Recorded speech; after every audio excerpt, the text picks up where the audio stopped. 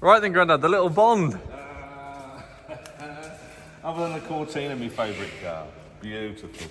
Little F-Type, she is, this one. And about a 59, I would think, 60. Gentleman just got too old for it, just can't manage it anymore. But he actually is, he's just losing his way a little bit. Poor old lad, like, it comes to us all, didn't we?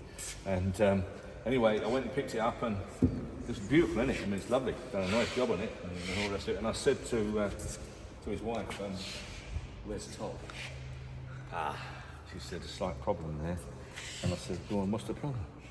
He didn't like it, so he got rid of it. He threw the roof away. She said, he put it in the bin. I said, it must have been a big bin. She said, no, he cut it up and put it in the bin. So there's no chance of getting it back then, is there? No. So it ain't got a roof. But it's got a cover. Oh, that's all right. Yeah, there you go. And there you go. Brand new cover goes with it. And let's face it, if you stop anywhere, all we want is umbrella. There's a cover umbrella on the back. But what a lovely little car. I just drove it up from Thorntondale. And I know you've heard all this before, we all say it all the time. If I'd have driven up there in a brand new Ferrari, costing, I don't know, 1.2 million quid or something, I don't know what it is, couldn't care less about them. If I'd have driven up on one of them, or a brand new Bentley, or a brand new something else, or a Rolls Royce Silver Ghost, it would not have caused more interest than this little car. There was people laughing and smiling as I was going up the road, and I can't explain it. But I've got the drop on most of you, because I passed my test on one when I was 16. So I know just what they can do. I know the attention they can pull. I can guarantee you. One night, down at Todditon Services, all right? You people down in Bedfordshire remember that. Well, obviously still there, Todditon Services.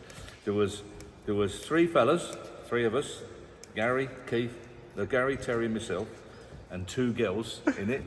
Picked them up at the services, drove down to Leagrave Station, booted Gary out because he had to go down to Romford to work that week, and so got rid of him. And me and Terry went out with these two girls. So there was 5 of us in it to start off with, over down through Cholton. Place, I'll tell you what, we had some laughs with it, honestly. They're just absolutely fantastic. 179 quid I give for it. First one, Grandad lent me the money. And the biggest mistake I ever made was part exchange it for a Mark 6 Reliant. Big mistake, big mistake. Should never have done it. Should have kept the Bond. And it was exactly the same, exactly the same colour, but it did have a beige roof on it. But I just absolutely loved it. I went everywhere in it. It was fantastic. And can you drive these were you 16 then at the time? 16, yeah. Yeah, passed my test when I was a bit lazy doing my test really. I never passed it until I was about 16 and 4 months or something like that. These days you'd get all ready for it, wouldn't you? Oh, not and half. you'd pass the test like Charlie will, like the following week. Like 6 days it took me, I think. Yeah, and all this is all fallacy about you could put L plates on and to go out on your own. You couldn't. You had to be accompanied by a qualified driver. And because they're hard to drive. They really are hard to drive. They honestly are hard to drive because you got a motorbike engine and gearbox under there, as we all know, and you've got motorbike gears. So you've got 1 up, 3 down, and you've got a neutral between every gear. So you've got to think about it a little bit. And when you're taking your test, not the easiest car to take your test on. I'll tell you now, I don't care who you are, even you're a brilliant driver, and so is Charlie, but you would just struggle a little bit taking your test around Luton in something like this, I can assure you, because they want a bit of getting used to, and when I've had it on the road for like 3 or 6 months or whatever, driving it every day or every evening, obviously you got used to it, no trouble at all, but when you were learning, they're not the easiest thing to drive. And I found my test in Luton because they said I was putting my nose out too far on a crossroads, to pull out. But because there's cars parked, and you sitting in there, and you've got a car parked here, you've got to get right out before you can see anything. So I think that was very unfair. In fact, I argued with him, but he wouldn't have none of it. So I failed my test, passed the next one, and this is it. So here we are.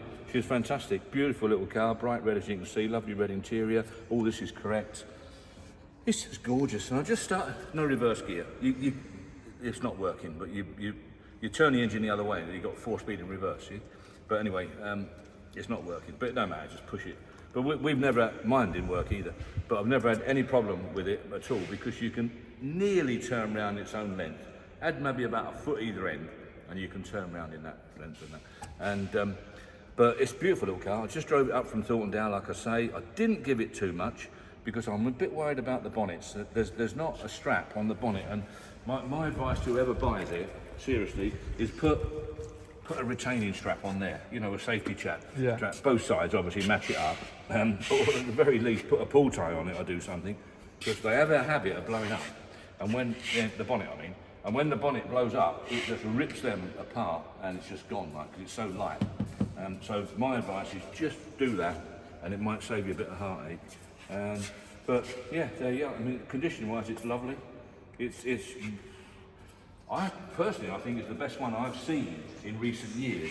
I mean, it's not totally perfect. There's a little bit of pitting here and there, but bear in mind that most Bonds, sorry about this Bond club, but most Bonds, and I think the club will agree, have been in pretty tatty condition. They were like dumped, really, done away with, and just left in a corner or something in the field or whatever it might be.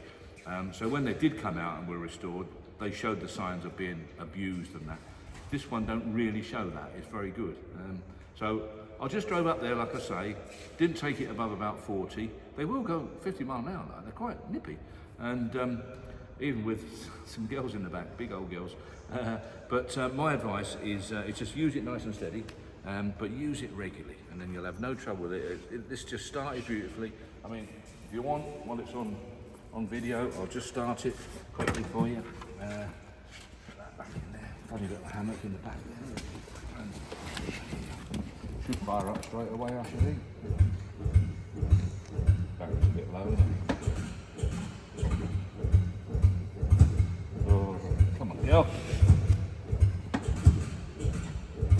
Well, blow me down. How about that? You wouldn't think that, would you? Started perfect down there.